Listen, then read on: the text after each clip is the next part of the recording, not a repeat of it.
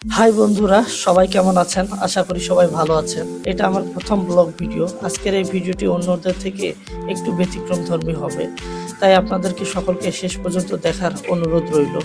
দেখতে পাচ্ছেন যে আমাদের ছোট বোনেরা সারিবদ্ধভাবে সামনের দিকে হেঁটে যাচ্ছে। আসলে আজকে আমরা ধান রোপণ করার উদ্দেশ্যে বের হয়েছি। আপনাদেরকে বলে রাখি, আজকে আমরা দুই দলে বিভক্ত হয়ে আমাদের মিশনের ধান রোপণের কাজ করব। একদল ছেলে থাকবে আর একদল মেয়ে। মূলত পড়াশোনার পাশাপাশি হাতের কাজ শেখার বর্তমান যুগে খুবই প্রয়োজন। আমাদের মিশনের পাশ ঘেঁষে একটি রাস্তা, আমরা রাস্তা দিয়ে যাচ্ছি।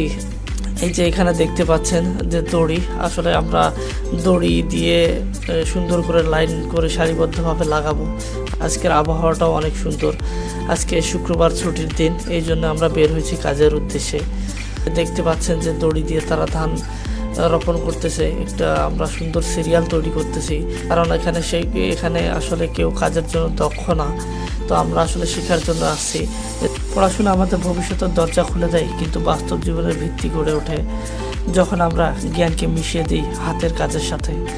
এখানে আসলে একসাথে কাজ করলে অনেক মজা পাওয়া যায়, অনেক স্মৃতি। দড়ি দিয়ে লাইন করার পরে আমরা ফ্রেম তৈরি করেছি যাতে সবাই সুন্দরভাবে লাগাইতে পারে, যেন সবার লাগানোটা অন্তত সুন্দর হয়। কারণ আমরা সবাই কাজ শিখতে আসছি, আমরা তো সবাই অভিজ্ঞ না, এই জন্যে যেন লাগানোটা অনেক সুন্দর হয়। আজকে যারা এই যে দলীয় কাজে অংশগ্রহণ করছে, ভবিষ্যতে তারা একদিন বড় হলে তারা এই স্মৃতিগুলোকে কখনো ভুলতে পারবে না। তখন তারা স্মরণ করবে তাদের শৈশবের স্মৃতিগুলো কত মধুর ছিল।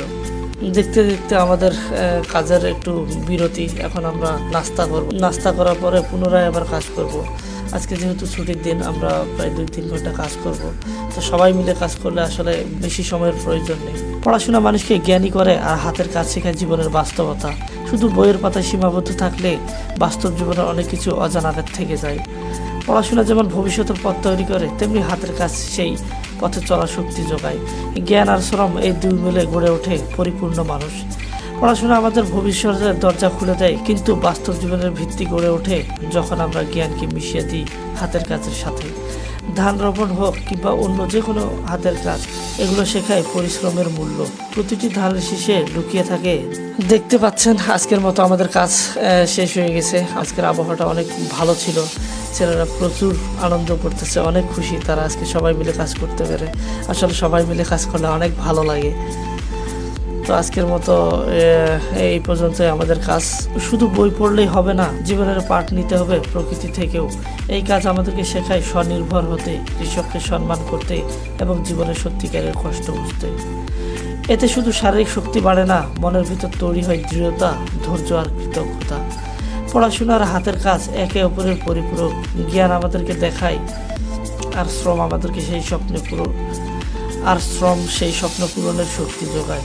আসুন আমরা বইয়ের সাথে হাতের কাজের মর্যাদা দিই। তো বন্ধুরা, দেখতে দেখতে আজকে আমাদের এই ব্লগ ভিডিও এখানেই শেষ করছি। সবাইকে অনেক ধন্যবাদ জানাই শেষ পর্যন্ত ভিডিওটি দেখার জন্য। দেখা হবে আরও নতুন কোনো ব্লগ ভিডিওতে। ভালো থাকবেন।